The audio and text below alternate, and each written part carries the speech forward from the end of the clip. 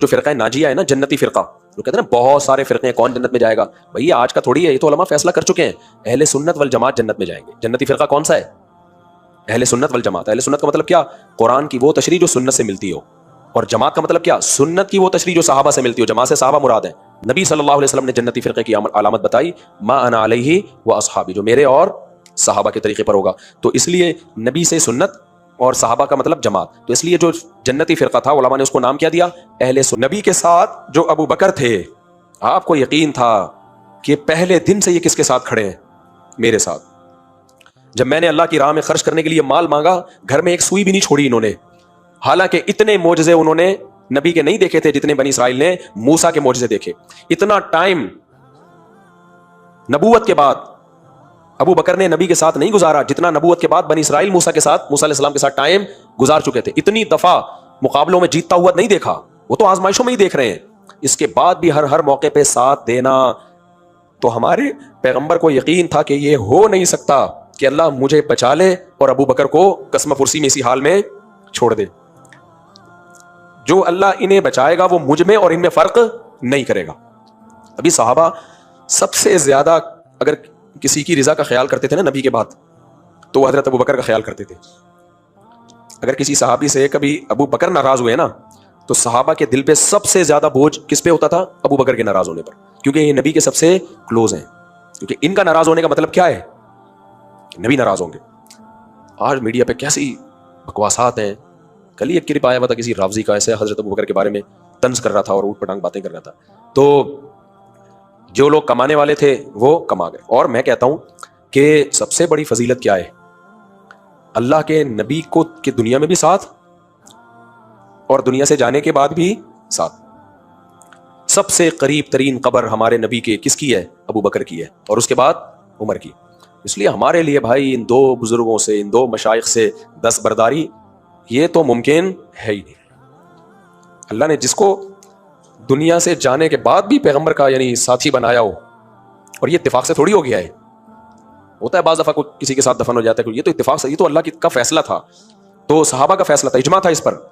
حضرت عمر نے حضرت عائشہ سے اجازت لی، جب حضرت عائشہ نے دے دی تو پوری امت اس پر کیا ہو گئی؟ جمع ہو گئی۔ بھائی یہاں کون دفن ہوگا؟ حضرت عمر دفن ہوں گے یہاں پہ۔ تو اس لیے اہل سنت والجماعت، یہ جو فرقہ ناجیہ ہے نا، جنتی فرقہ، جو کہتے ہیں نا بہت سارے فرقے ہیں، کون جنت میں جائے گا؟ بھئی آج کا تھوڑی ہے، یہ تو علماء فیصلہ کر چکے ہیں، اہل سنت والجماعت جنت میں جائیں گے۔ جنتی فرقہ کون سا ہے؟ اہل سنت والجماعت۔ اہل سنت کا مطلب کیا؟ قرآن کی وہ تشریح جو سنت سے ملتی ہو، اور جماعت کا مطلب کیا؟ سنت کی وہ تشریح جو صحابہ سے ملتی ہو۔ جماعت سے صحابہ مراد ہیں۔ آپ قرآن و حدیث کی وہ تشریح جو صحابہ نے عمل نہیں کیا، نہیں مانتے ہم اس کو۔ تشریحات کے نام پہ تو بہت کچھ آ سکتا ہے، صحابہ کو دکھاؤ کیا کہتے تھے اس کے بارے میں۔ تو نبی صلی اللہ علیہ وسلم نے جنتی فرقے کی علامت بتائی، ما انا علیہ و اصحابی، جو میرے اور صحابہ کے طریقے پر ہوگا۔ تو اس لیے نبی سے سنت اور صحابہ کا مطلب جماعت، تو اس لیے جو جنتی فرقہ تھا علماء نے اس کو نام کیا دیا؟ اہل سنت والجماعت۔ پھر ان میں فروعی اختلاف ہیں، اس سے کوئی فرق نہیں پڑتا، وہ صحابہ میں بھی موجود تھے، رفع الیدین کرنا نہیں کرنا زور سے، ہم یہ شروع سے ہی چلا رہے ہیں، لیکن پھڈا نہیں تھا، پھڈے اب شروع ہوئے۔ خیر، تو اب کیا ہے؟ تو اہل سنت والجماعت کے عقیدوں سے اگر کوئی انحراف کرتا ہے تو وہ گمراہ لوگوں میں شامل ہے۔ العقیدۃ الطحاویہ کتاب ہے جس پر اہل سنت والجماعت کے تمام مکاتب فکر کا اتفاق ہے۔ امام طحاوی حنفی عالم تھے، عقیدے کی کتاب لکھی انہوں نے سب سے پہلے، جو دنیا میں رائج ہونے والی کتابوں میں سب سے پہلی تھے حنفی، لیکن جو عقائد لکھے انہوں نے وہ سب اہل سنت والجماعت کے متفقہ عقائد ہیں۔ سعودی عرب کی یونیورسٹی میں پڑھائی جاتی ہے ہر جگہ، تو آپ بھی وہ گھر میں رکھیں۔ تو اس کتاب میں ہے پوری سب کا اس پر اتفاق ہے کہ بھائی ہم تمام پیغمبروں کے بعد سب سے اس انسانیت میں آدم علیہ السلام سے لے کر قیامت تک جتنے انسان پیدا ہوں گے ان میں انبیاء کے بعد سب سے افضل مقام کس کا ہے؟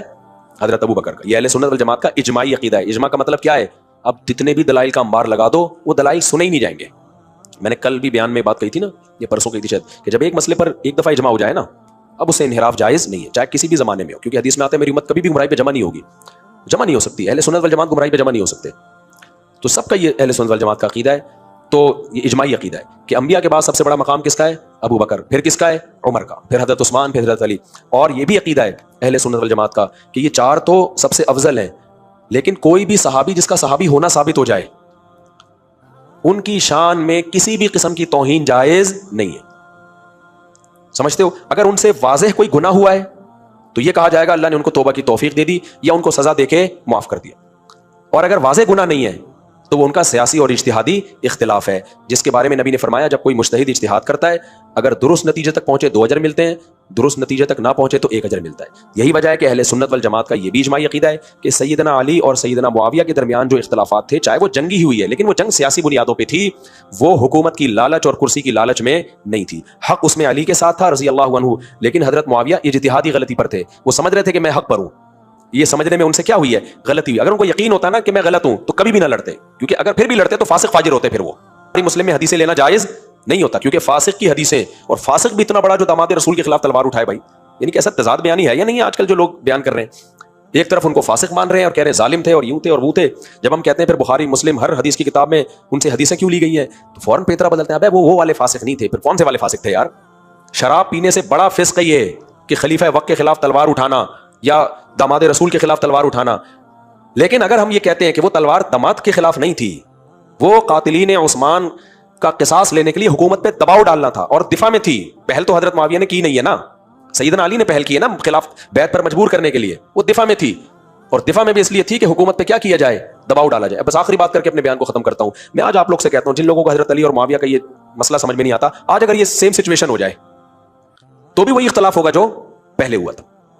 آج مسلمانوں کا کوئی خلیفہ ہو، کچھ باقی لوگ اس کو گھیر کے ختم کر دیں، قتل کر دیں، نیا خلیفہ آئے اور وہ قاتلوں کو پکڑ نہ رہا ہو، کوئی بھی وجہ ہو کہ بھئی سورش ہوگی یا ہوگی، تو کیا ساری دنیا کے سارے مسلمانوں کو یہ بات سمجھ میں آ جائے گی؟ بہت سے ملک میں سورش برپا ہوگی کہ نہیں بھائی خلیفہ کو قتل کیا گیا ہے تو نیا خلیفہ پہلے قاتلوں کو لٹکائے۔